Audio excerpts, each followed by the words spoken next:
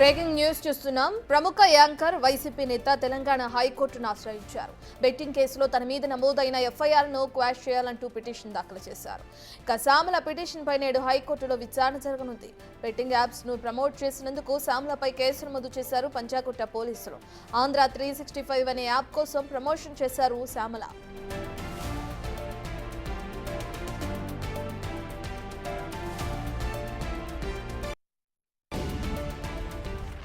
దీనికి సంబంధించిన పూర్తి డీటెయిల్స్ అందించడానికి మా ప్రతినిధి సురేష్ అందుబాటులో ఉన్నారు. రైట్ సురేష్, మనం చూస్తే ఇప్పటికే విష్ణుప్రియ, రీతు చౌదరి పోలీసుల విచారణ ఎదుర్కొన్నారు. అయితే ఆల్రెడీ ఆంధ్ర 365 అనే యాప్కి ప్రమోషన్ చేసిన కారణంగానే సామ్లాని పోలీసులు కేసు నమోదు చేయడం సామ్లపై జరిగింది. దీనికి సంబంధించి ఆవిడ కోర్టుని ఆశ్రయించడం మనం చూస్తున్నాం. ఎప్పుడు వాదనలు వినిపించే అవకాశం కనిపిస్తుంది? సామ్ల తరపు న్యాయవాది ఏమంటున్నారు? దానికి సంబంధించిన డీటెయిల్స్ ఏ విధంగా ఉన్నాయి?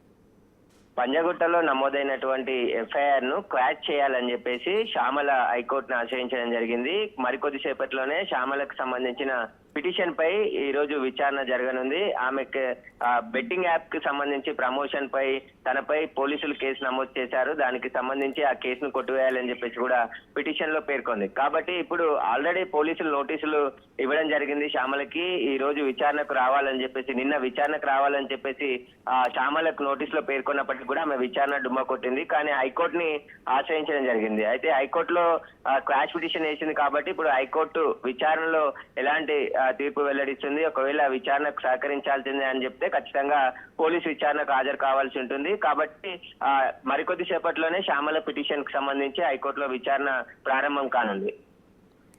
రైట్ సురేష్, అయితే ఈ బెట్టింగ్ యాప్స్ ప్రమోషన్ కి సంబంధించి చాలా మంది పోలీసుల విచారణకు హాజరవుతున్నారు. చాలా మందికి విచారణకు హాజరవ్వాలని పోలీసుల దగ్గర నుంచి నోటీసులు వెళ్లడం కూడా మనం చూస్తున్నాం.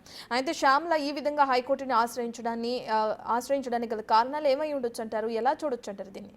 అంటే నిన్న రీతు చౌదరి అదేవిధంగా విష్ణుప్రియ పంజగుట్ట పోలీసుల ముందు విచారణకు హాజరయ్యారు. దాదాపు 10 గంటలకు పైగా వాళ్ళని విచారించి వారి స్టేట్మెంట్ రికార్డ్ చేసుకొని విష్ణుప్రియకు సంబంధించిన సెల్ ఫోన్ కూడా సీజ్ చేశారు. అదేవిధంగా శ్యామల కూడా ఇదే కేసులో ఆమె నిందితురాలుగా ఉంది. ఆమె కొన్ని బెట్టింగ్ యాప్స్ కి ప్రమోషన్ చేసినట్టు ఫిర్యాదులో పేర్కొన్నారు కాబట్టి ఆమెపై కూడా కేసు నమోదైంది. ఆమెకి 41 CRP కింద నోటీసులు ఇచ్చారు. ఈ కేసులో మొత్తం 11 మందిపై కేసు నమోదైంది. అందులో 8 మందికి పోలీసులు ఇప్పటి వరకు నోటీసులు ఇచ్చారు. మిగతా 3 అందుబాటులో లేరు. వారు ఫోన్ స్విచ్ ఆఫ్ ఉన్నట్టుగా పోలీసులు చెప్పారు. కాబట్టి శ్యామల విచారణకు హాజరవుతానని చెప్పేసి ఇప్పుడు మళ్ళీ హైకోర్టుకు వెళ్ళింది. కాబట్టి హైకోర్టు విచారణ అనంతరం ఎలాంటి తీర్పు వస్తుందో అప్పటి వరకు పోలీసులు కూడా వేచి చూసే అవకాశం ఉంటుంది. ఒకవేళ హైకోర్టు ఇచ్చే డైరెక్షన్ ప్రకారం ఆ పోలీసులు కూడా ముందుకు వెళ్తారు. కానీ ఖచ్చితంగా విచారణకు హాజరు కావాల్సి ఉంటుంది.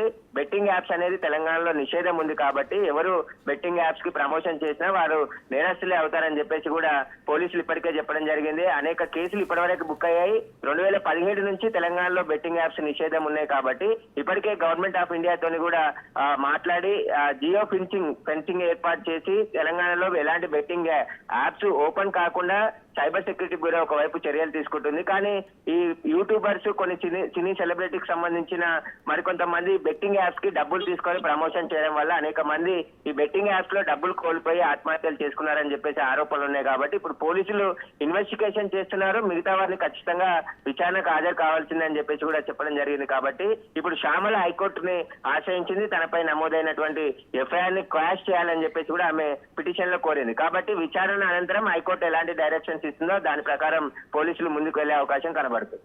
Right, thank you Suresh.